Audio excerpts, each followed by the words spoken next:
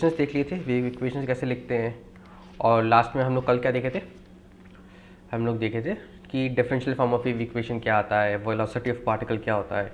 अगर हम लोग को स्ट्रिंग का स्ट्रक्चर गिवन है एक पर्टिकुलर, उसका डायरेक्शन ऑफ वेलोसिटी गिवन है, तो हम लोग कैसे उस वेव का इक्वेशन निकाल सकते हैं। ठीक है, ये सारा पार्ट देखा हुआ था। अब हम थोड़ा वापस लौट के आते हैं इस टर्म पे। ये क्या था हम लोग का, वी क्या रिप्रेजेंट करता है बोलो, वेव की वेलोसिटी, वेव वेलोसिटी रिप्रेजेंट करता है हम लोग, ठीक है ना। हम लोग बोले थे कि कांस्टेंट है और ये मूव कर रहा है ऐसे, और वेव वेलोसिटी बेसिकली किस चीज़ का वेलोसिटी है, एनर्जी का वेलोसिटी है ना।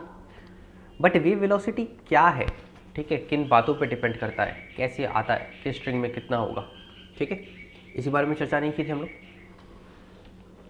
किए थे क्या नहीं, तो आज वो करेंगे हम लोग। वेव वेलोसिटी कैसे आता है, कितना होता है, किन किन बातों पे डिपेंड करता है, ठीक है, कैसे वेरी करता है, इस बात का चर्चा होगा। अभी हम लोग वेव वेलोसिटी बात करें specifically for waves on a string का।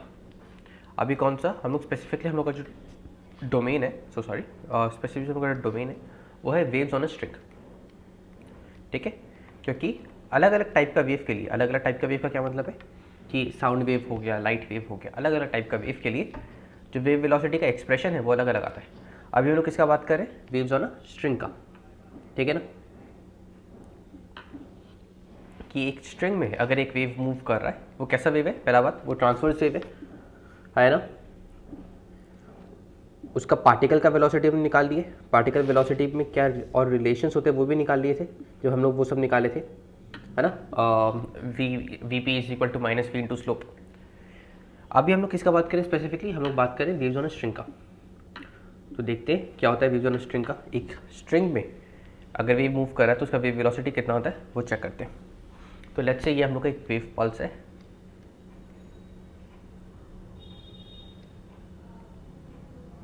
जो सामने की तरफ मूव कर रहा है, ठीक। अब ये मेरा ड्राइंग परफेक्ट नहीं है बट आई गेस, ठीक है। एक वेव पल्स है जो सामने की तरफ मूव कर रहा है, let's say with velocity v, ठीक है ना, बात समझ में आया। तो यहाँ पे जो पार्टिकल्स है, यहाँ पे जो पार्टिकल्स है, पार्टिकल्स का मोशन कैसा हो रहा है, पार्टिकल्स कैसा मोशन परफॉर्म कर रहे हैं बताओ, सिंपल हार्मोनिक और परपेंडिकुलर टू वेव वेलोसिटी, क्योंकि ये तो एक ट्रांसवर्स वेव है हम लोग का, है ना। ये हम लोग का क्या है, ट्रांसवर्स वेव है क्या, बात समझ में आया। बट ये वाला जो पार्टिकल है ये इस पॉइंट पे नीचे जा रहा है, बट जो एनर्जी है वो सामने वेलोसिटी v से जा रहा है। तो हम लोग एक सेटअप लेते हैं, हम लोग फ्रेम ऑफ रेफरेंस अपना थोड़ा सा चेंज कर लेते हैं। कैसे चेंज करते हैं, हम लोग एक मान लो एक प्लेटफॉर्म पे एक चीटी को बैठा देते हैं, एक प्लेटफॉर्म पे यहाँ पे एक चीटी को बैठा देते हैं कुछ इस तरीके से, ठीक है। और ये इस प्लेटफॉर्म को वेलोसिटी v दे देते हैं, है ना। इस प्लेटफॉर्म को क्या देते हैं, वेलोसिटी v दे देते हैं। अब इस चीटी के फ्रेम से हम लोग इस स्ट्रिंग को ऑब्जर्व कर रहे हैं, बात समझ में आया। अब इस चीटी के फ्रेम से स्ट्रिंग को ऑब्जर्व कर रहे हैं हम लोग, ठीक है ना। अब इस ऑब्जर्वेशन को हम लोग यहाँ पे इस वाले सेक्शन को थोड़ा जूम इन करो, इस वाले सेक्शन को थोड़ा जूम इन करते हैं। क्यों कर रहे हैं ये सब, थोड़ी देर में समझ में आएगा। जूम इन करते हैं तो देखो चीटी को क्या दिखेगा, चीटी को दिखेगा स्ट्रिंग का कुछ ऐसा, क्योंकि हम लोग जूम इन करके रखे हैं, एक मोर और लेस सेमी सर्कुलर आर्क दिखे, एक मोर और लेस एक सर्कुलर आर्क दिखेगा, है ना। हाँ सर। अच्छा, अब चीटी को क्या दिखेगा थोड़ा समझने की कोशिश करते हैं। क्योंकि चीटी इस पल्स के संग संग आगे मूव कर रहा है, तो चीटी को ये वाला स्ट्रक्चर जो है हमेशा ये स्ट्रक्चर कांस्टेंट दिखेगा, है ना। चीटी के लिए स्ट्रक्चर हमेशा कांस्टेंट होगा, क्यों, क्योंकि चीटी तो इस पल्स के संग संग मूव कर रहा है, दोनों का वेलोसिटी सेम है ना। हाँ ना बोलो। हाँ भैया। अब लेट्स से यहाँ पे एक पॉइंट है P, ठीक है। थोड़ा देर के बाद चीटी इधर आ जाएगा और पल्स भी मेरा इधर आ जाएगा, है ना। तो मतलब पॉइंट पी मान लें पहले कहीं इधर था, थोड़ा देर के बाद पॉइंट पी चीटी के रिस्पेक्ट में इधर आ गया है ना। पॉइंट पी आगे था पर चीटी मूव कर रहा है, पल्स भी आगे मूव कर रहा है। थोड़ा देर के बाद जब पल्स पॉइंट पी के ऊपर आ जाएगा तो चीटी भी इसके नीचे आ जाएगा, तो चीटी को क्या लगेगा, पॉइंट पी यहाँ से स्लाइड करके ऊपर तक आ गया है ना। बात समझ में आया? हाँ सर। तो चीटी को क्या दिख रहा है, चीटी को क्या दिख रहा है, चीटी को लग रहा है कि जो स्ट्रिंग है, जो स्ट्रिंग है, स्ट्रिंग पीछे मूव कर रहा है विथ वेलोसिटी v।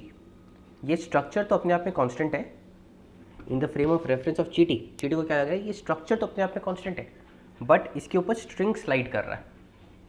बात समझ में आया? स्ट्रिंग पीछे दौड़ रहा है विथ वेलोसिटी v। क्या बात क्लियर है?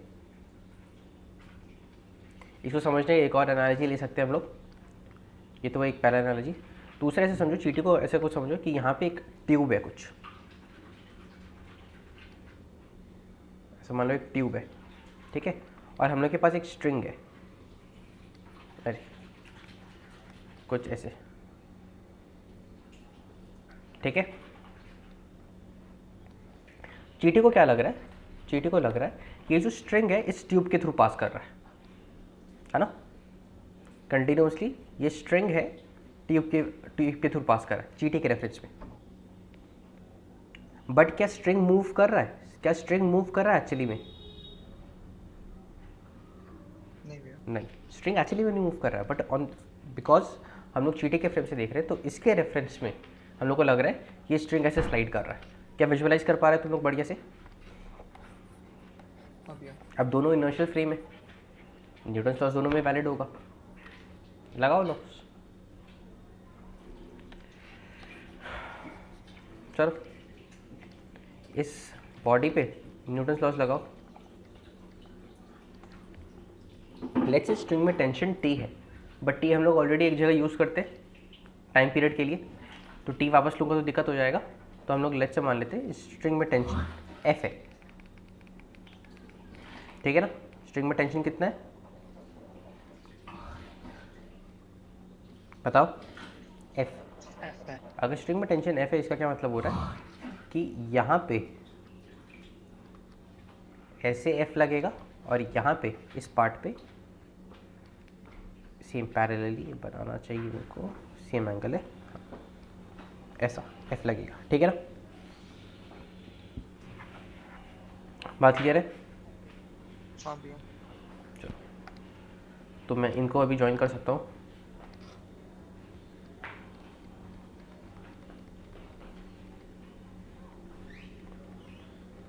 कुछ ऐसा, such that this angle is कुछ something theta and this radius is r, ठीक है। तो अब ये 90 डिग्री है, ये पूरा चीज़ 90 है और ये पूरा चीज़ 90 है। तो अगर हम लोग थोड़ा और सेपरेट करना चाहें,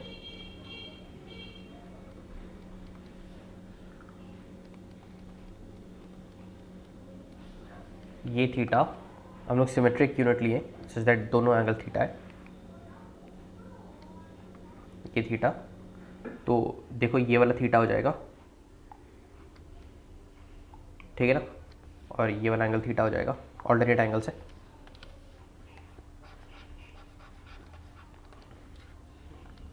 है ना? तो इसका दो कंपोनेंट बना सकते हैं हम लोग, है ना। इस एफ का दो कंपोनेंट बना सकते हैं, एक इधर आ जाएगा एफ कॉस थीटा और एक इधर आ जाएगा कितना, एफ साइन थीटा।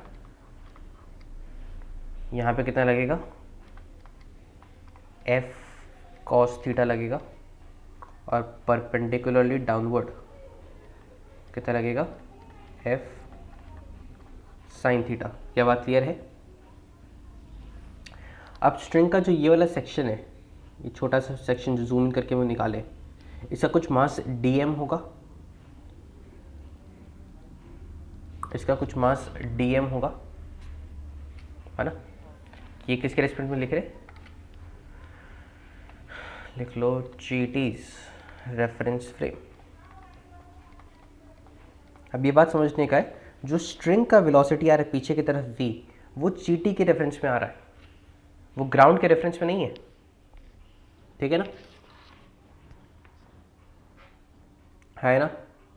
आप लोगों को पता है कि क्योंकि हम लोग यहाँ पे अगर बैठ के देख रहे हैं तो इसके ऊपर एक सेंट्रीफ्यूगल फोर्स लगेगा पीछे की तरफ, अगर इसका मास dm है तो कितना लगेगा, dm v square by R, M V square by R होता है, तो यहाँ पे dm v square by R हो जाएगा, है ना। और उसको कौन बैलेंस कर रहा है, उसको 2f साइन थीटा बैलेंस कर रहा है। नीचे की तरफ टोटल कितना है 2f साइन थीटा, और ऊपर की तरफ कितना है dm r square. Therefore we have what, we have dm v square by R is equal to 2f sine theta. क्या पूरा बात क्लियर है? एम जी नहीं, हम लोग थोड़ी वो कंसिडर नहीं करते, ठीक है। ज़रूरी नहीं है ना कि हम लोग वर्टिकली रखेंगे ऐसे। ये मान लो हम लोग का टेबल है कुछ ऐसा,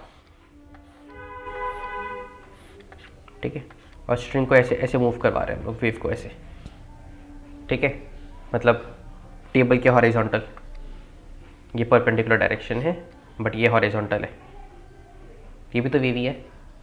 और एनी वे अगर मान लो वेव वर्टिकल भी हुआ तब एम जी वाला टर्म बहुत इनसिग्निफिकेंट होगा, ठीक है। गुड ऑब्जर्वेशन, ठीक है। चलो बताओ,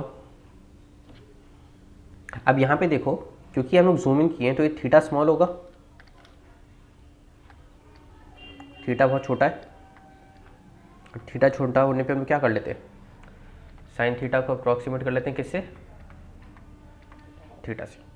चलो अब dm को हम क्या लिख सकते हैं, dm है जो भी स्ट्रिंग का मास पर यूनिट लेंथ होगा, लैम्डा, जो भी स्ट्रिंग का मास पर यूनिट लेंथ है, इनटू ये वाला dl, है ना, v स्क्वायर बाई आर, है ना, और 2f साइन थीटा की जगह थीटा लिख सकता हूँ मैं। यहाँ पे make sure you guys understand, lambda क्या है, mass per unit length of the string,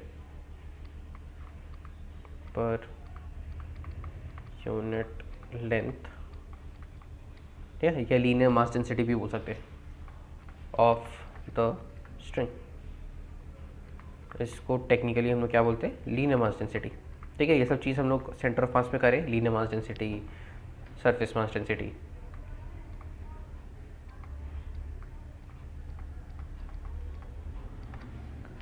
अब dl का वैल्यू कितना है, ये जो है ये dl है टोटल, ठीक है, ये क्या है dl का वैल्यू कितना होगा, R D theta, R D, और ये टोटल एंगल कितना बना रहा है 2 थीटा, डी ऑफ 2 थीटा, है ना। तो यहाँ पे लिख सकते लो, therefore dl is equal to r d of 2 theta, मतलब बेसिकली 2r d थीटा,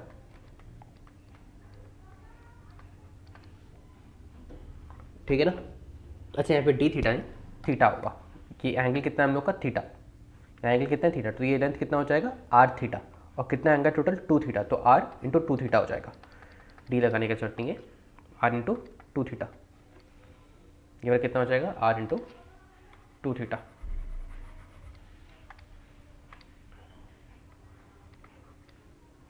तो 2r थीटा आ गया इधर से हम लोग का, ठीक है। लैम्डा dl कितना हो गया, r into 2 theta into V square by R is equal to 2f theta, जो टर्म सिमिलर है उनको कैंसिल आउट कर सकते हैं, थीटा थीटा चला गया, आर आर कट गया, 2 2 कट गया, what are we left with, left with V square is equal to F by lambda, ठीक है ना। What else do we have? We can write v is equal to root over f by lambda, ठीक है, बात समझ में आया, important formula है, this is something you guys should remember, ठीक है ना, हाँ ना बोलो।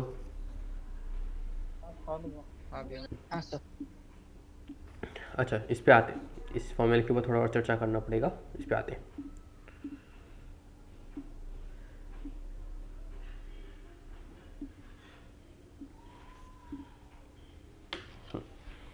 एफ क्या है? एफ है टेंशन इन द स्ट्रिंग।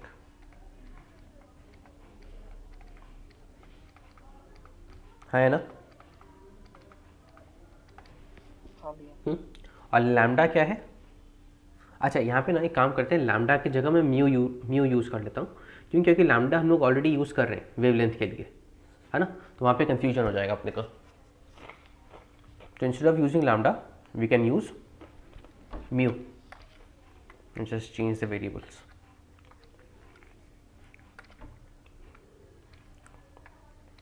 ठीक है, तो f by mu changes nothing, फिर भी लैम्डा की जगह म्यू। Make sense? बात क्लियर हुआ? हाँ सर। नेक्स्ट, म्यू क्या रिप्रेजेंट कर रहा है? Mass per unit length of the string.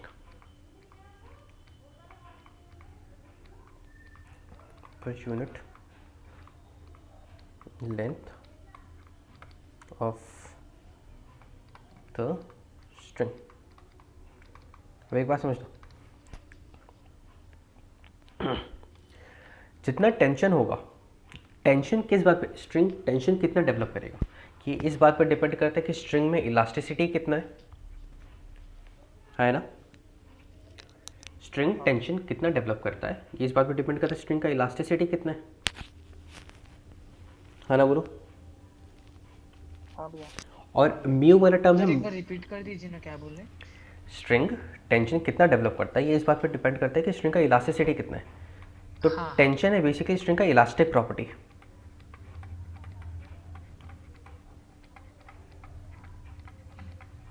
ठीक है ना? और मास पर यूनिट लेंथ क्या रिप्रेजेंट करता है? स्ट्रिंग में इनर्शिया कितना है ना? हाँ तो ये हो गया इनर्शिया प्रॉपर्टी। तो वेलोसिटी ऑफ वेव किन बातों पे डिपेंड करता है? वेलोसिटी ऑफ वेव दो चीज़ों पे डिपेंड करता है, पहला elastic property of the medium, दूसरा inertia property of the medium. ठीक है ना? हाँ भैया। क्या पूरा बात क्लियर है?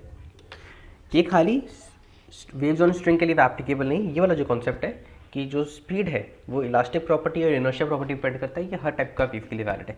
जब हम लोग साउंड वेव्स पढ़ेंगे तब वहाँ पे एक्सप्रेशन आ जाएगा सिमिलर सा, हम बिल्कुल गामा पी बाई रो। ठीक है, ये हम लोग का रिप्रेजेंट करेगा इनर्शिया प्रॉपर्टी, ये हम लोग को रिप्रेजेंट करेगा इलास्टिक प्रॉपर्टी। ठीक है, इस पर हम लोग आएंगे जब हम लोग साउंड वेव्स पढ़ेंगे, बट एक्सप्रेशन जो है सिमिलर से आते हैं। ठीक है ना?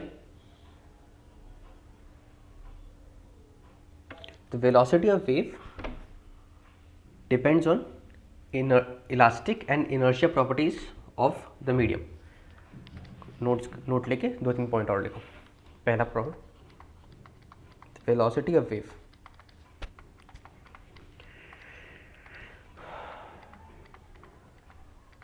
velocity of wave depends on elastic and inertia properties of the medium। ठीक है ना? नेक्स्ट पॉइंट समझ लिखा है कि अगर टेंशन ज़्यादा होगा तो वेलोसिटी ज़्यादा होगा, है ना? डायरेक्टली प्रोपोर्शनल आ रहा है वेलोसिटी के, डायरेक्ट प्रोपोर्शनलिटी है ना? बताओ सर कैसे, ये चीज़ नहीं समझ पाया। टेंशन ज़्यादा, अच्छा ये थोड़ा डिफिकल्ट है, देखते हैं इसको आराम से देखते हैं। वेलोसिटी अगर टेंशन मान ले 10 है, ठीक है, या 100 है, तो ये √100 मतलब 10 के बराबर होगा, है ना? और मान ली म्यू का वैल्यू 1 है, और वेलोसिटी अगर 10,000 होगा मान ले, तो ये 100 होगा। अब डिफ़िकल्ट पार्ट ये है कि 10 बड़ा है या 100 बड़ा है?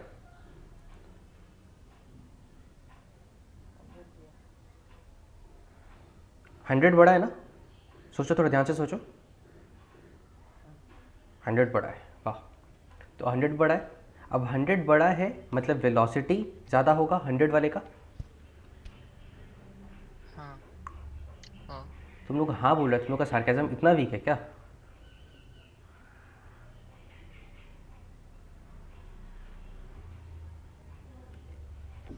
हाय राम, नेवर माइंड।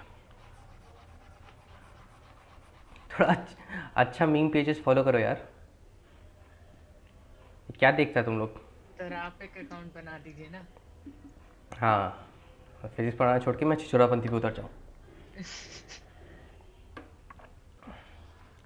अरे एफ एफ ऊपर में है तो डायरेक्ट प्रोपोर्शनैलिटी है, एफ ज़्यादा होगा तो वेलोसिटी ज़्यादा होगा।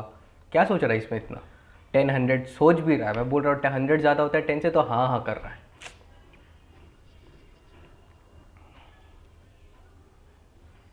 समझ गया सर। शीशा में देख के अपने आप को चाटे मारना कि मैं ऐसा क्यों हूँ। हाँ, तो अगर टेंशन ज़्यादा होगा तो वेलोसिटी ज़्यादा होगा। इसका मतलब क्या है कि वेव कहाँ फास्टर ट्रैवल करेगा? जहाँ पे स्ट्रिंग टॉट होगा, है ना। स्ट्रिंग अगर स्लैक होकर रखेगा तब वेव उतना फास्ट ट्रैवल नहीं कर पाएगा। दूसरा बात, जितना म्यू कम होगा उतना वेलोसिटी ज़्यादा होगा, इन्वर्स प्रोपोर्शनलिटी। मतलब वेलोसिटी ऑफ वेव कहाँ ज़्यादा होगा? एक टॉट और लाइट स्ट्रिंग में, ठीक है ना। Wave travels faster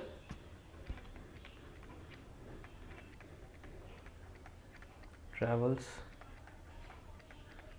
faster in a taut मतलब टेंशन ज़्यादा, taut and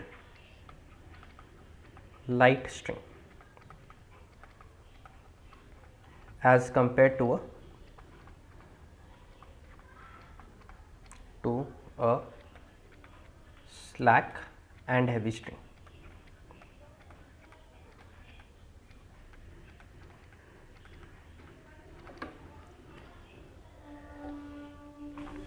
बात समझ में आया?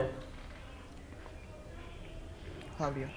दूसरा बात, ये जो वेलोसिटी v लिखना है ये किसके रिस्पेक्ट में लिखना है?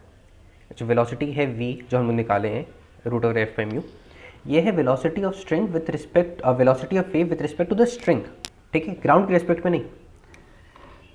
दोनों में डिफरेंस कहाँ आएगा? मान लो अगर स्ट्रिंग मेरा खुद मूव कर रहा होगा, string let's say velocity of wave आया मेरा 2 मीटर पर सेकेंड और स्ट्रिंग खुद मूव कर रहा है 10 मीटर पर सेकेंड से, तो ग्राउंड के रेस्पेक्ट में वेव वेलोसिटी कितना हो जाएगा? 12 मीटर पर सेकेंड, ठीक है ना। मतलब ये जो 2 निकलता है ना कि स्ट्रिंग के रिस्पेक्ट में निकलता है, ग्राउंड के रिस्पेक्ट में नहीं। बात समझ में आया? हाँ भैया। ठीक है, v is the velocity of wave with respect to the string and not respect to the ground. v is the velocity of the string, velocity of the wave with respect to the string, I'm so sorry, velocity of the wave with respect to the string and not with respect to the ground, and not necessarily with respect to the ground, ठीक है। बात समझ में आया? हाँ भैया। चलो, अच्छा, अब यहाँ पे ना हम लोग टेंशन को कांस्टेंट पकड़ सकते हैं स्ट्रिंग में, इस छोटे से आर्क में, ठीक है। Tension can be considered approximately, मतलब बेसिकली मैं क्या बोलना चाह रहा हूँ कि ये जो पूरा छोटा सा डिफरेंशियल लेंथ है, इसके अलॉन्ग हम लोग टेंशन को कांस्टेंट पकड़ सकते हैं अप्रॉक्सीमेटली, ठीक है, अलॉन्ग द स्ट्रिंग। बात समझ में आया? अगर एम्पलीट्यूड कांस्टेंट होगा तो वेव टेंशन एनीवे कांस्टेंट होगा, बट ज़रूरी नहीं कि हर बार टेंशन कांस्टेंट रहे, अलग अलग पोजीशन पर अलग अलग टेंशन हो सकता है। मान लो अगर स्ट्रिंग में खुद में मास है और स्ट्रिंग बहुत हैवी है, ठीक है, उस पर आएंगे, वो क्वेश्चन के थ्रू देखते हैं, वैसे पॉइंट में लिखाने से समझ में नहीं आएगा।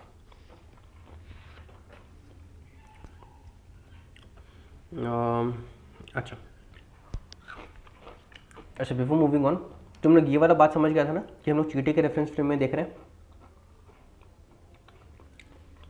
यहाँ पे इसको एक बार लिख भी लो वर्ड्स में।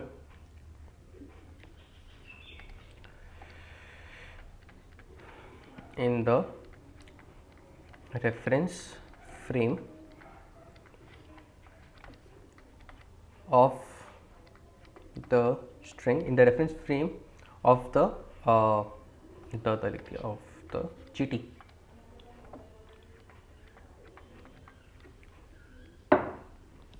द पल्स स्टेशनरी, जो वेव पल्स है ना वो स्टेशनरी और the string is moving. The pulse stationery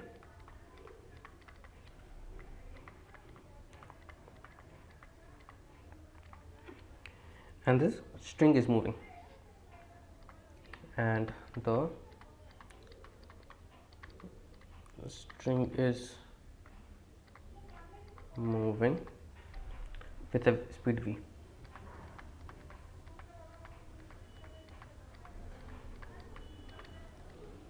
ठीक है,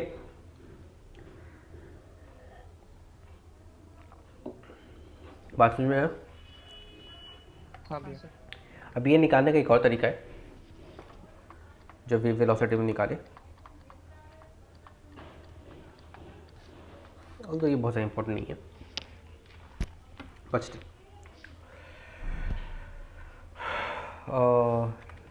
ये हम लोग निकालते हैं by using differential wave equation, generalized equation of wave. जो जनरलाइज्ड इक्वेशन क्या था, del square Y by del T square is equal to V square into del square Y by del X square, है ना। ये वाला जो relation था उसका यूज़ करके निकालते हैं। तो ये हम लोग का आया स्ट्रिंग तुम्हारा, ठीक है, कुछ ऐसा स्ट्रिंग है, ठीक है। इस पॉइंट पे ऐसे देख रहे हैं हम लोग, ये डी एक्स लेंथ कंसिडर कर रहे हैं, हम लोग इस डी एक्स लेंथ का बात कर रहे हैं यहाँ पे छोटा सा,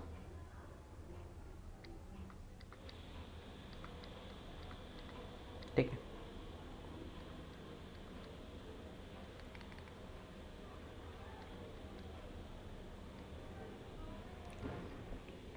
ठीक है, अब दो अलग अलग पॉइंट है और दो अलग अलग क्या हो रहा है, देखो यहाँ पे स्ट्रिंग का जो एक्सटेंशन है और यहाँ पे एक्सटेंशन जो है स्ट्रिंग का वो अलग अलग है, तो टेंशन डिफरेंट होगा, थोड़ा डिफरेंट होगा, है ना,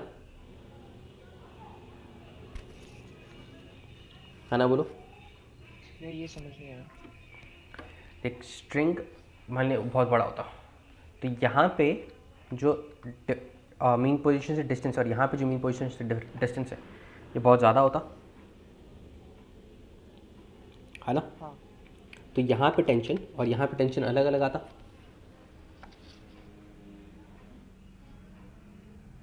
स्ट्रिंग में यहाँ पे टेंशन लग रहा है ना। हाँ। अब दोनों जगह अलग, क्योंकि अलग अलग तुम लोग का एक्सटेंशन है तो स्ट्रिंग का टेंशन अलग अलग होता। तो एक बार हम लोग इसको अलग अलग कंसिडर कर लेते हैं। यहाँ पे लेट्स से कुछ इस सरफेस के टेंजेंशियली लग रहा है T1 और यहाँ पे इस सरफेस से कुछ टेंजेंशियली लग रहा है T2, ठीक है। इलास्टिसिटी तो सेम होगी ना स्ट्रिंग की, तो अलग अलग कैसे हो जाएगी? इलास्टिसिटी सेम है बट हर जगह एक्सटेंशन अलग है ना।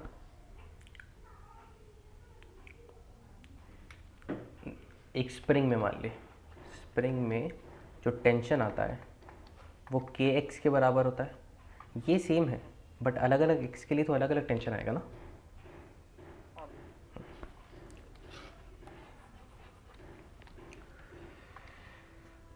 ठीक है, अब यहाँ पे ये कुछ एंगल होगा, तो हम लोग को दिख रहा है ऑब्वियसली एंगल अलग अलग है, ठीक है ना। जैसे यहाँ पे एंगल है कुछ थीटा 1 और यहाँ पे ये एंगल बना रहे हैं यहाँ पे कुछ थीटा 2, ठीक है।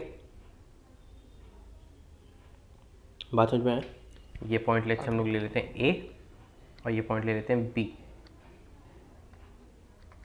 ए और ये पॉइंट ले लेते हैं बी, ठीक है। अब बेसिकली ये वाला जो सेक्शन है ए बी वाला, ये अपने मीन पोजीशन से ऊपर है, तो इस पे एक्सेलरेशन जो आएगा वो नीचे की तरफ आएगा। दूसरा कलर इस पे जो एक्सेलरेशन आएगा वो नीचे की तरफ आएगा इस पूरे एलिमेंट पे, है ना, क्योंकि पार्टिकल्स तो बेसिकली SHM परफॉर्म कर रहे हैं, है ना। तो इस सेक्शन का मास अगर लेट्स से कुछ dm है तो हम लोग यहाँ पे क्या लिख सकते हैं इक्वेशन, dm इंटू ए, इस सेक्शन का मास dm, इसका नीचे एक्सेलरेशन a, ये कितना आ रहा है, ये आ रहा है t2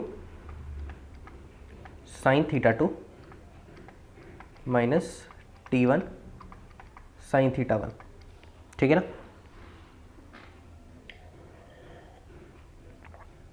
है ना। हाँ भैया।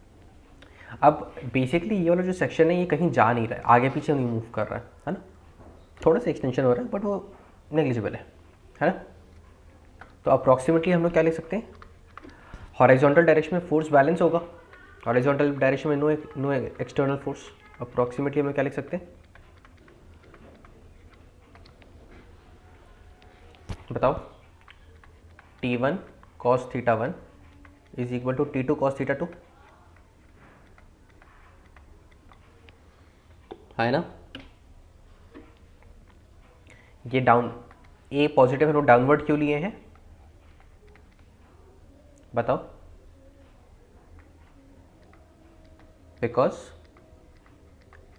Because AB is above mean position, because AB is above mean position,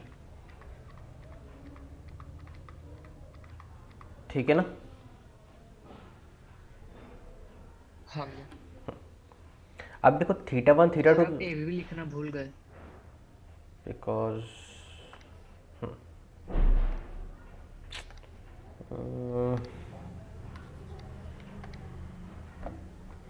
AB is above mean position, ठीक है। अब थीटा 1 थीटा 2 तो स्मॉल है, तो cos थीटा 1 cos थीटा 2 बराबर होगा 1 के बराबर होगा, थीटा 1 थीटा 2 तो स्मॉल है, स्मॉल क्यों है, क्योंकि एम्पलीट्यूड बहुत ज़्यादा नहीं है ना। तो अप्रॉक्सीमेटली T1 को और मैं T2 को बराबर ले सकता हूँ इस सिचुएशन में जब एम्पलीट्यूड बहुत बड़ा नहीं है, ठीक है ना। क्या बात क्लियर है। अच्छा, अब थीटा 1 थीटा 2 अगर छोटा है तो साइन थीटा 1 को मैं साइन थीटा 2 को मैं टैन थीटा 2 लिख सकता हूँ अप्रॉक्सीमेटली, और साइन थीटा 1 को मैं अप्रॉक्सीमेटली टैन थीटा 1 लिख सकता हूँ, है ना। और T1 T2 तो अप्रॉक्सीमेटली इक्वल है, तो इसको T पकड़ के बाहर कॉमन निकाल सकता हूँ, टेंशन को कांस्टेंट पकड़ सकता हूँ, हाँ। Amplitude is not very large, लिख लो, A is not very large, ठीक है ना। अब tan थीटा 2 क्या है, tan थीटा 2 है dy by D X at point B, अच्छा 2 है ना, तो A ये क्या रिप्रेजेंट कर रहा है, ये रिप्रेजेंट कर रहा है del Y by del X, जहाँ पे मैं एक्स की जगह कौन सा पॉइंट डालूंगा, ए पे, है ना। ए वाला पॉइंट है 2, है ना, minus del Y by del X at B, है ना, बोलो कोई परेशानी किसी को, नहीं भैया। ठीक है। अच्छा, अब मेरे को पता है dm into A is equal to this term.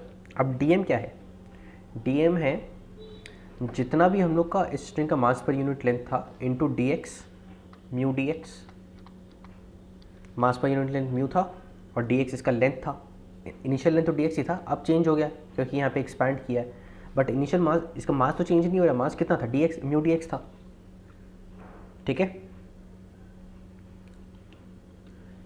Into A is equal to what, बताओ, इज इक्वल टू ये वाला टर्म टी इंटू ये वाला टर्म, मैं फिर से कॉपी करके लिख देता हूँ, नॉट राइटिंग दिस अगेन, है ना। हाँ भैया। अच्छा, तो हम लोग का म्यू इंटू ए कितना आ गया। अच्छा एक काम करता हूँ, अच्छा ए क्या होता है, ए बेसिकली हम लोग का इक्वेशन को 2 बार डिफरेंशिएट करेंगे टाइम के रिस्पेक्ट में तब ए मिलेगा, क्योंकि इक्वेशन तो हम लोग का वाई के रिस्पेक्ट, वाई तो हम लोग का डिस्प्लेसमेंट है ना, तो डिस्प्लेसमेंट को 2 बार डिफरेंशिएट करेंगे तो ए मिलेगा। तो ए क्या है basically del square Y by del T square है ना, ए वाला टर्म। ये किसके बराबर हो जाएगा, ये हो जाएगा टी बाई म्यू इंटू ये वाला टर्म, इसको लिखते हैं del Y by del X into A minus del Y by del X in of B by D x, है ना। बात समझ में आया, ये टर्म आ गया। अब ये वाला टर्म जो है ब्रैकेट के अंदर, ये क्या है, ये del Y by D X का डिफरेंस है बाई, मतलब बेसिकली चेंज है, ये चेंज इन, ये है फर्स्ट वाला टर्म क्या रिप्रेजेंट कर रहा है, change in del Y by del X, हाँ बाई, एक सेकेंड पहले, हाँ बाई चेंज इन एक्स, है ना। ऊपर वाला टर्म क्या रिप्रेजेंट कर रहा है, change in del Y by del X, पर नीचे वाला टर्म्स क्या रिप्रेजेंट कर रहा है, चेंज इन एक्स। क्लियर है कि नहीं बात। हाँ। तो ये क्या होता है, ये डिफरेंशिएट, ये बेसिकली हम डिफरेंशिएट कर रहे हैं, differentiating del Y by del X. So what are we exactly doing? Therefore we are, एक second, what's wrong with this pen tab?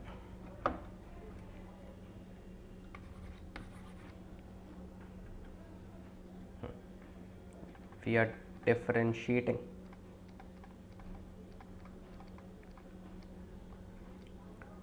del y by del x with respect to x, हाँ differentiation यही होता है, del Y by del X. Del Y यहाँ पे क्या है, यहाँ पे del Y basically del of D Y by D x है बाई डेल एक्स, है ना।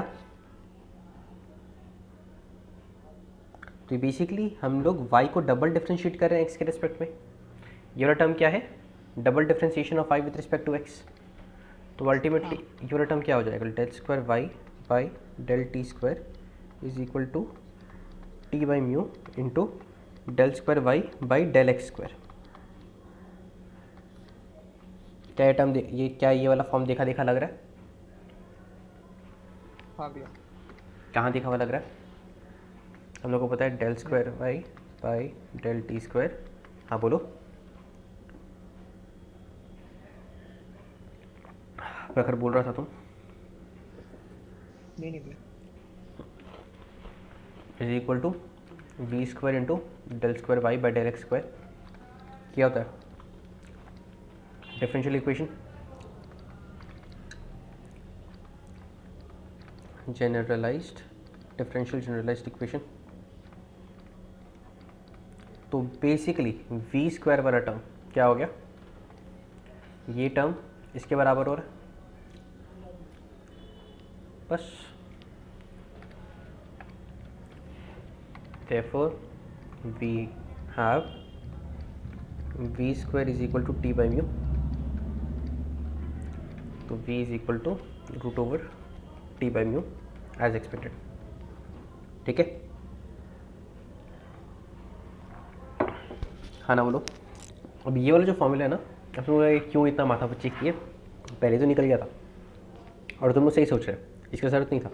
बट ये वाला कॉन्सेप्ट जो है del square Y by del T square equal to V square into del square Y by del X square, ये वाला concept हम लोग को काम आता है जब हम लोग वेलोसिटी ऑफ साउंड वेव निकालते हैं, ठीक है। इसलिए ये वाला इंपॉर्टेंट था, अभी एक बार पढ़ना इंपॉर्टेंट था, क्योंकि जब साउंड वेव निकालते हैं, साउंड वेव हम डायरेक्टली नहीं निकाल पाते उसका वेलोसिटी, उसको ऐसे डिफरेंशिएट करके निकालना पड़ता, ठीक है ना।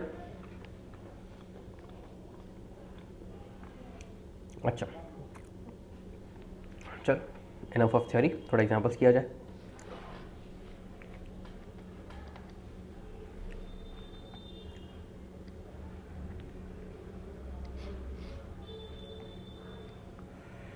लेट्स से यहाँ पे एक पुली है, यहाँ पे एक स्ट्रिंग है, यहाँ पे एक मास लगा हुआ है जिसका लेट्स से हम लोग मान लेते हैं कुछ 10 kg, ठीक है। अब यहाँ पे अच्छा इसका म्यू गिवन है, इसका म्यू है कुछ हम लोग का 10 ग्राम पर मीटर, 10 ग्राम पर मीटर। यहाँ पे हम लोग जनरेट कर दिए हैं एक वेव पल्स, ठीक है। तुम लोग को बताना है उसका वेलोसिटी क्या होगा।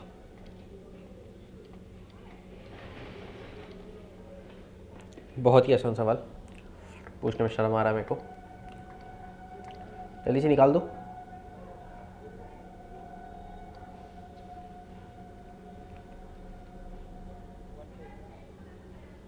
कितना? वेलोसिटी 10 ग्राम है। 100 आ रहा है, सही। क्या करना है, सिंपल से टेंशन निकाल देना है। यहाँ पर टेंशन टी है, ठीक है। यहाँ पे टेंशन टी होगा, इस स्ट्रिंग में टेंशन कितना आ जा रहा है, टी का वैल्यू कितना आ जा रहा है, mg के बराबर आ रहा है। m का वैल्यू कितना है, 10 kg इंटू 10, मतलब बेसिकली 100 न्यूटन के बराबर हो जा रहा है ना। तो इसका वेलोसिटी कितना हो जा रहा है, √100 बाई म्यू क्या है, 10 ग्राम पर मीटर। 10 ग्राम पर मीटर बेसिक ग्राम है, ग्राम से तो हम लोग को डील नहीं करना है, हम लोग कैसे डील करना है, केजी से। क्यों? क्योंकि हम लोग ऐसा यूनिट पे काम कर रहे हैं, तो ऐसा यूनिट पे काम करें, केजी में कन्वर्ट करो, ये क्या हो जाएगा, 10⁻⁻2 है ना, केजी पर मीटर,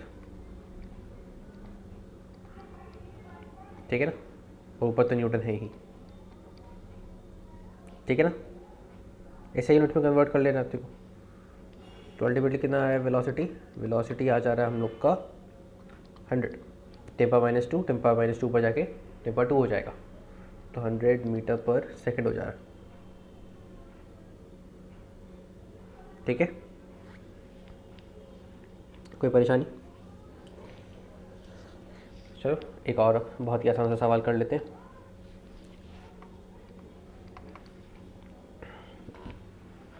लेट्स से मेरे पास एक ट्रक है,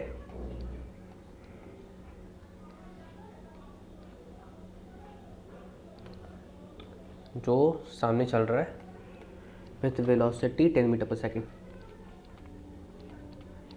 ठीक है। अब यहाँ पे एक हम लोग ऐसा स्ट्रिंग लगा के रखें ट्रक के ऊपर, जिसमें टेंशन मेंटेन करके रखें हम लोग कुछ 100 न्यूटन, ठीक है। अब यहाँ पे एक वेव पल्स जनरेट किए हैं, ठीक है। इस स्ट्रिंग का जो मास पर यूनिट लेंथ है,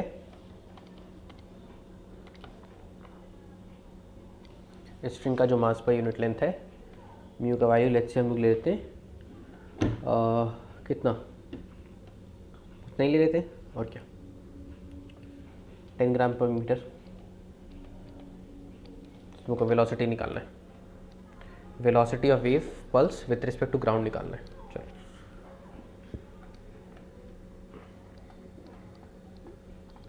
velocity of wave pulse with respect to ground,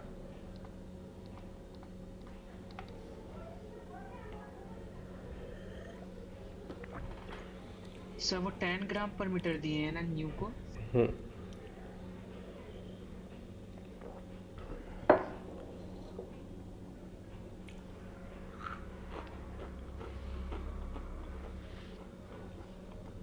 क्या 110? 110। 110। अभी मैं सॉल्व भी नहीं कर रहा हूँ, मैं डायरेक्टली आंसर लिख रहा हूँ, क्योंकि ऊपर वाला वैल्यू तुमको पता है।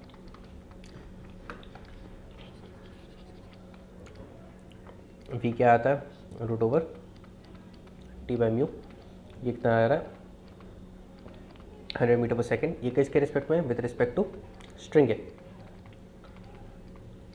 therefore with respect to ground velocity कितना हो जाएगा, 100 मीटर पर सेकेंड से यहाँ पे, और 10 तो इसका है, तो अल्टीमेटली 110 मीटर पर सेकेंड। बात क्लियर हुआ?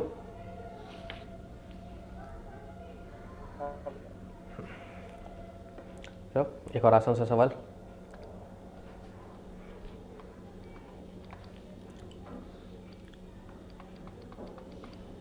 यहाँ पे स्ट्रिंग मेरा कुछ ऐसे लटका हुआ,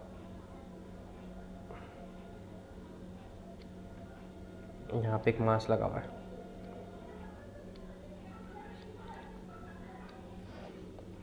मास है जिसका 10 kg, ठीक है। ये जो स्ट्रिंग है इसका लेंथ है, लेट्स से इसका म्यू है कुछ 10 ग्राम पर मीटर वही, और इसका जो लेंथ है लेट्स से 1 मीटर का है, ठीक है। Find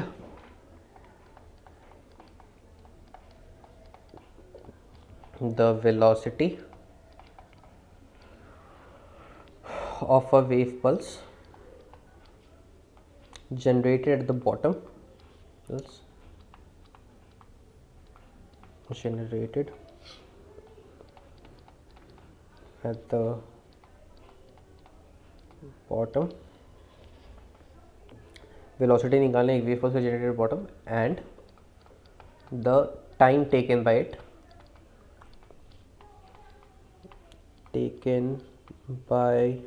it, to reach the top.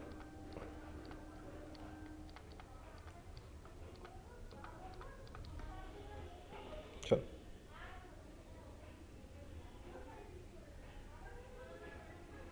भैया भैया बस स्ट्रिंग हाँ बोलो, क्या बोल रहा था प्रखर? भैया अगर स्ट्रिंग बहुत लंबा हुआ तो और म्यू की वैल्यू भी सिग्निफिकेंट हुई तो टेंशन स्ट्रिंग की तो टेंशन अलग अलग हो जाएगा। आएंगे उस पे आएंगे, क्यों चिंता कर, सारे एग्जांपल्स करवाऊंगा, पहले ये वाला कर दे।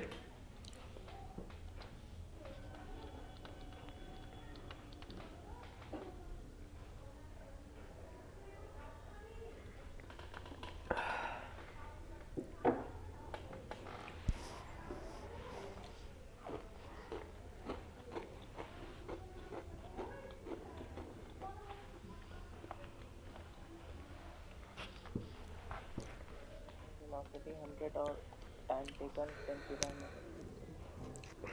ठीक, यहाँ पे टेंशन कितना है इस पॉइंट पे? 100 न्यूटन। शर्म आ रहा है 10 बोलने में, 2 बार सेम वैल्यू से एग्जांपल कर लिया। नहीं सर समझ गया, यही गलती हुई इसलिए मेरा 1 आ रहा था। और टेंशन टॉप पे कितना हो जाएगा, तो ध्यान से देखना,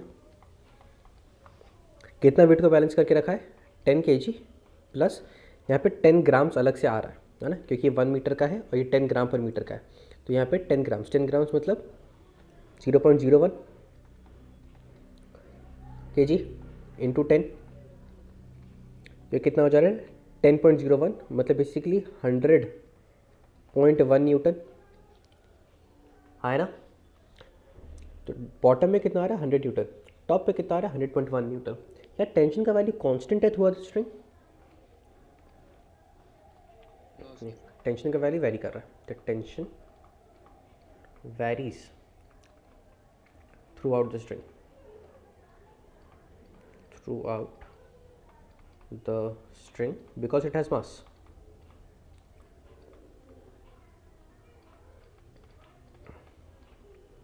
Has mass, है ना। ये हम लोग देखे थे जब हम लोग ऐसे NLM पढ़ रहे थे, तब हम लोग को पता चल, तब हम लोग देखे थे कि अगर एक स्ट्रिंग में मास होता है तो उसके अलग अलग लेंथ पे अलग अलग टेंशन आता है ना। टेंशन उस बात पे डिपेंड करता है कि एक पर्टिकुलर पॉइंट पे टेंशन उस बात पे डिपेंड करता है कि उसके नीचे कितना स्ट्रिंग बचा हुआ है ना। ये करते थे हम लोग। अच्छा, तो अब देखते हैं यहाँ पे क्या होगा। तो यहाँ पे v is equal to √T/m हम लोग क्या डायरेक्टली लगा पाएंगे? नहीं, क्योंकि अलग अलग पॉइंट पे तो वेलोसिटी अलग अलग आएगा, टेंशन की वैल्यू अलग अलग पॉइंट पे अलग अलग है ना।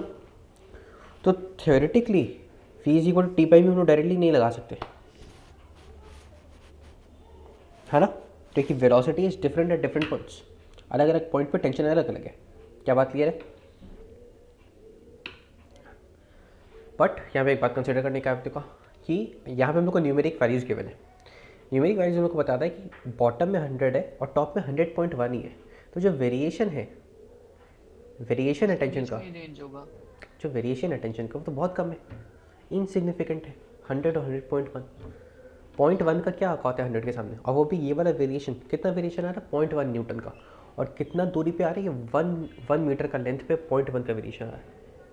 इसका तो कोई औकात नहीं है 100 के सामने, है ना? बट अकॉर्डिंग टू वैल्यूज़,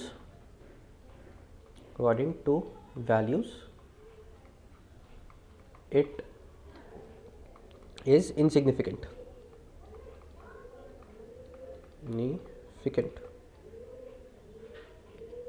ठीक है ना? therefore t can be considered constant। Actually नहीं है, बट बहुत ज़्यादा डिफरेंट भी नहीं है, तो रह नहीं देते, इतना एक्यूरेसी का क्या ही कर लेंगे। ठीक है, T can be considered constant. Constant कितना? Constant at 100 newton. बस यहाँ से तो फिर सिंपल है, 100/10⁻², तो बेसिकली 100 मीटर पर सेकेंड। और स्ट्रिंग का लेंथ कितना है? लेंथ है 1 metre by 100 metre per second, कितना हो जाएगा? 10⁻² सेकेंड्स। तो ये जो वेव पर जनरेट करें 10⁻² सेकेंड्स में ऊपर चला जाएगा। ठीक है, बात समझ में आया? हाँ सर।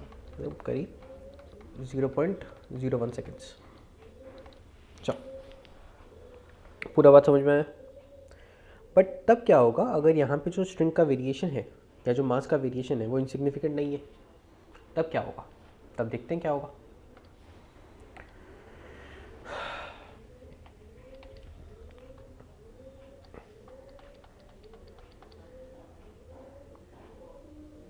ये डिफ़िकल्ट नहीं है क्योंकि तुम लोग को इंटीग्रेशन तो आता है। ठीक है, ये जो स्ट्रिंग है इसका मास पर लेंथ हम लोग को गिवन है लैम्डा, और इसका लेंथ गिवन है अपने को लेट्स से एल। ठीक है, कैपिटल एल यूज़ करते हैं। ठीक है ना, बोलो। हाँ सर। अभी ठीक है, तो हम लोग को निकालना है velocity of A wave pulse generated. Find velocity of the wave pulse generated at the bottom. Find velocity, या डायरेक्टली निकालते हैं find time required for a wave pulse generated at bottom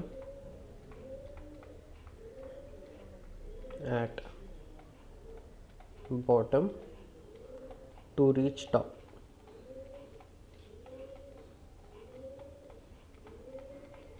ठीक है, चलो करो।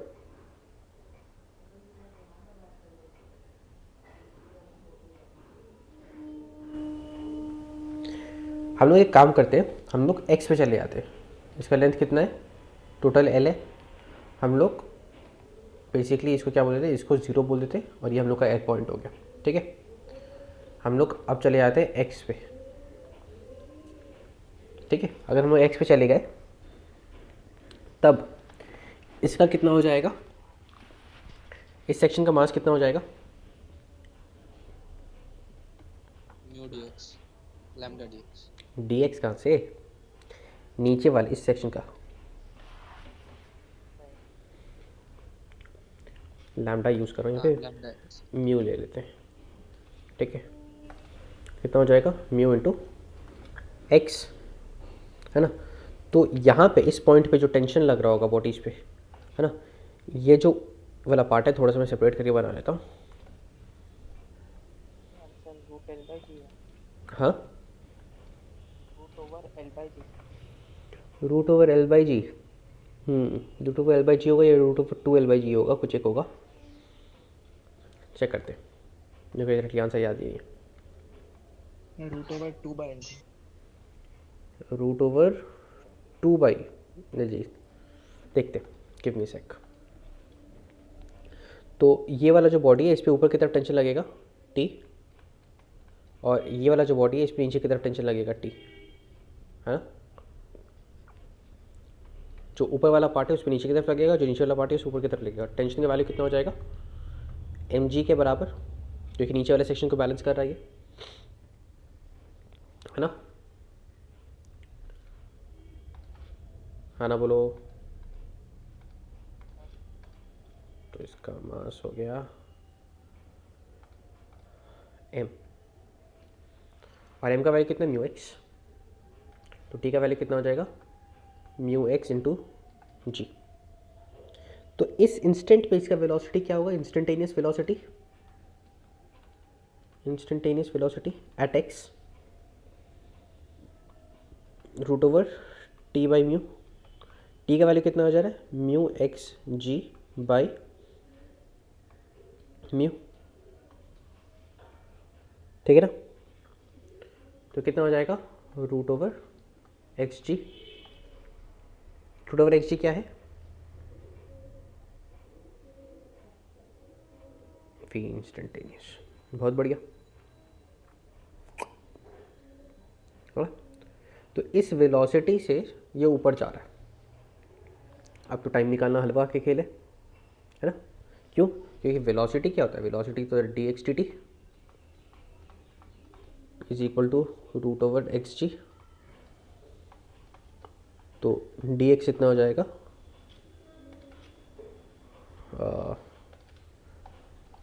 यहाँ पे हमने कैसे लिख सकते हैं इसको, D X by root over X is equal to root over G into D T, ठीक है। इसको इंटीग्रेट कर सकते हैं हम लोग, इसको हम लोग इंटीग्रेट कर सकते हैं, ठीक है ना। टाइम 0 से लेके, लेट्स से इसको टाइम t लग रहा है, पार्टिकल कहाँ से 0 से लेके l तक चला जा रहा है, ठीक है ना। अब इंटीग्रेट कर लो जल्दी से, इंटीग्रेट कर लेने से जल्दी से तो क्या आ जाएगा हम लोग का यहाँ पे, यह आ जाएगा x टू द पावर -1/2, तो +1 करेंगे तो x to the power root x 2 root x आ जाएगा यहाँ से, है ना, इंटीग्रेट करने पे, ठीक है। इंटीग्रेशन इतना आता होगा तुम लोग को, इंटीग्रेशन में करके नहीं दिखाऊंगा, 2 रूट एक्स, है ना। क्या यहाँ पे वही वाला formula x to the power n+1/n+1 वही यूज़ करना है अपने को। n का वैल्यू कितना, -1/2, ठीक है। कहाँ से कहाँ तक जा रहा है ये जा रहा है 0 से लेके l तक, लिमिट्स डालेंगे 0 से लेके l तक। टाइम कितना लग रहा है, टाइम लग रहा है root over G into T, है ना। तो यहाँ पे टाइम कितना लग जाएगा, 2 रूट ओवर एल बाई जी, ठीक है। ये हम लोग का आंसर है। बात समझ में आया, चल ये एक मेथड हुआ, एक और मेथड है, एक और मेथड है, मेथड 2। यहाँ पे हम लोग को v का वैल्यू क्या मिला, रूट ओवर एक्स जी। अब a क्या होता है, a होता है v d we by D x, है ना। तो यहाँ पे d we by D x एक बार निकाल लेते हैं हम लोग, d we by D x कितना हो जाएगा, d we by D x है 1/2 root x into 1/2 root x into g into root g, है ना। मतलब basically 1/2 root over ji by x, कुछ ऐसा आ रहा है, d we by D x, है ना। तो एक्सेलरेशन क्या हो जाएगा, V D we by D X, V क्या है, रूट ओवर एक्स जी, और D we by D X क्या है, half root over ji by X. यहाँ से x और यहाँ से x कट गया, और रूट जी मिलके क्या हो जाएगा, g/2। मतलब बेसिकली क्या आ रहा है, acceleration is constant, upward acceleration is constant. अब अगर एक्सेलरेशन कांस्टेंट आ रहा है तो हम लोग directly equation of motion use कर सकते हैं, है ना। डायरेक्टली इक्वेशन ऑफ मोशन कैसे यूज़ कर सकते हैं, हम लोग लिख सकते हैं L is equal to half A T square, है ना। तो हाफ ए कितना हो रहा है G/2 टी स्क्वायर। टी का वैल्यू कितना आ जा रहा है, टी का वैल्यू आ जा रहा है हम लोग का 4L/G का root over, which is ultimately 2 of root over L/G, ठीक है ना, एज एक्सपेक्टेड। बात समझ में आया।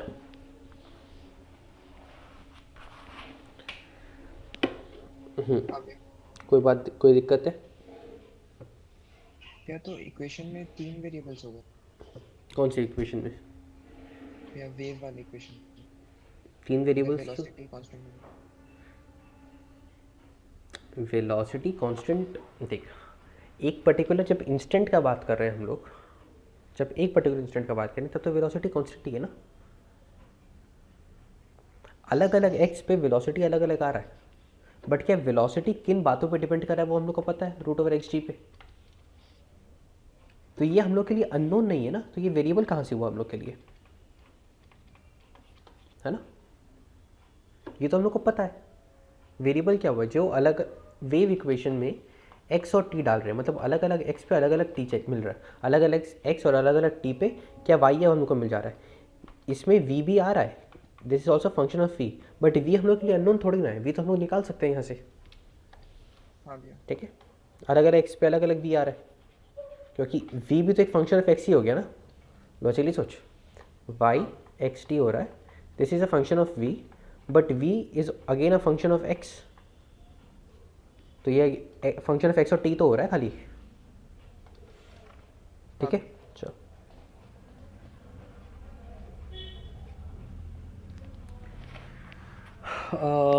थोड़ा सा और भी क्वेश्चन कर सकते हैं। अच्छा, इसमें थोड़ा सा एक और क्वेश्चन कैटेगरी नहीं, एक सिंपल एक मैं क्वेश्चन देखा था कहीं कि हम लोग यहाँ पे वेव पल्स जनरेट किए और यहाँ से एक ऑब्जेक्ट को ड्रॉप किए, ठीक है, विद जीरो इनिशियल वेलोसिटी इसको ड्रॉप किए। तो तुम लोग से पूछा जा रहा है कि at what X they will meet. तो क्या ये निकाल पाएगा तुम लोग? हाँ भैया। कैसे निकालेंगे? रिलेटिव वेलोसिटी वाला कॉन्सेप्ट यूज़ करके, रिलेटिव मोशन वाला कॉन्सेप्ट यूज़ करके। इसका एक्सेलरेशन है ऊपर की तरफ G/2, इसका एक्सेलरेशन है नीचे की तरफ G, तो रिलेटिव एक्सेलरेशन कितना हो गया 3G/2, है ना।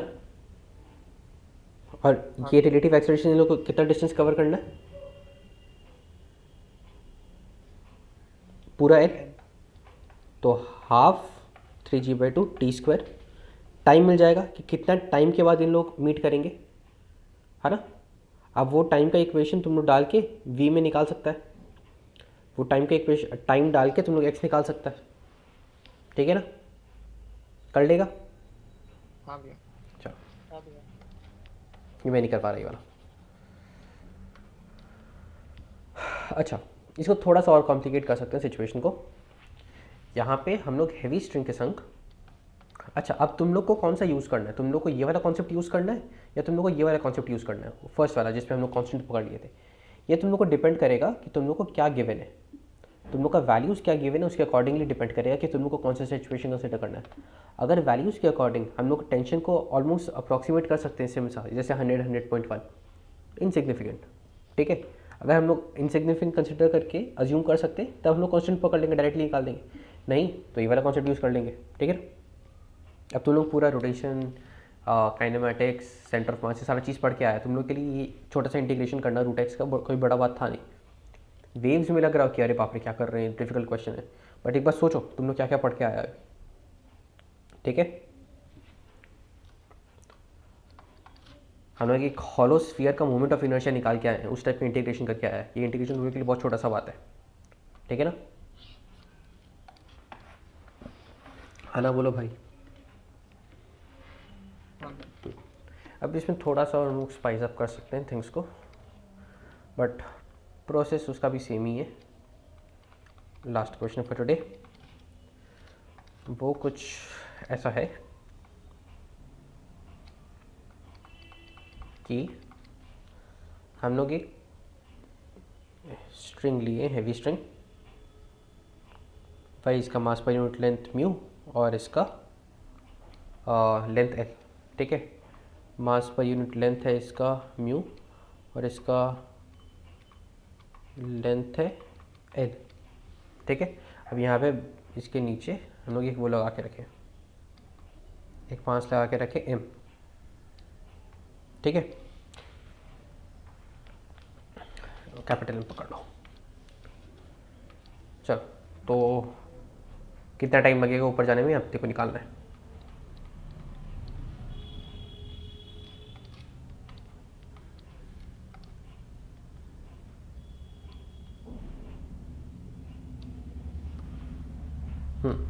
Try this.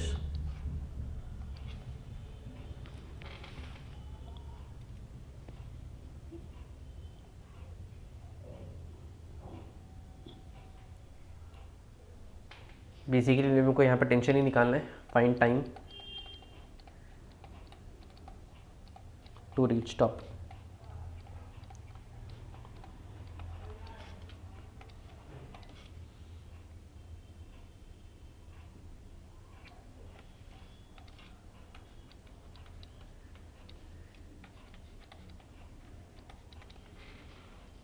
टेंशन निकाल लेना है, किसी भी एक्स पे जाके हम लोग को टेंशन निकालना है और तो कुछ करना नहीं है।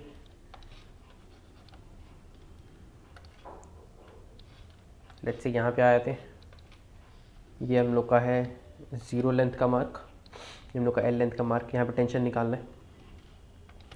टेंशन नीचे वाले वेट को बैलेंस करके रखा है, इतना हम लोग को पता है। सॉरी, टेंशन वाले कितना हो जाएगा, M G plus mu X into mu X, इसका मास हो गया म्यू एक्स इंटू जी, ठीक है ना। हाँ भैया। बस वेलोसिटी कितना हो जाएगा, instantaneous velocity at any particular time, M plus mu X, M plus mu X into G by mu, ठीक है ना। हाँ तो ये कितना का थोड़ा सिम्प्लीफाई कर लेते हैं इसको, m बाई म्यू, ये तो कांस्टेंट है, प्लस म्यू कर दिया यहाँ से, प्लस x, यहाँ पे g लगा देता हूँ, एम जी बाई म्यू, इस वैसे लिखता हूँ कुछ, M G by mu by X G, M G by mu plus X G, ठीक है ना। यह क्या है, वेलोसिटी भी आ गया, ठीक है। हाँ अब यहाँ पे एक्सेलरेशन निकाल सकते हैं, मेथड 2 यूज़ करते हैं। इंटीग्रेट करने का मेरा मन नहीं कर रहा है, V D we by D X, V कितना है, root over M G by mu plus X G D we by D X. इसको डिफ्रेंशिएट करना है, इसको डिफ्रेंशिएट करने से ये वाला टर्म एक बार नीचे आ जाएगा, है ना। 1/2 M G by mu plus X G, और ऊपर में एक्स जी को डिफ्रेंशिएट करेंगे तो क्या आ जाएगा, ये वाला टर्म का डिफ्रेंशिएशन तो 0 हो जाएगा, इसका डिफ्रेंशिएशन आ जाएगा जी, है ना।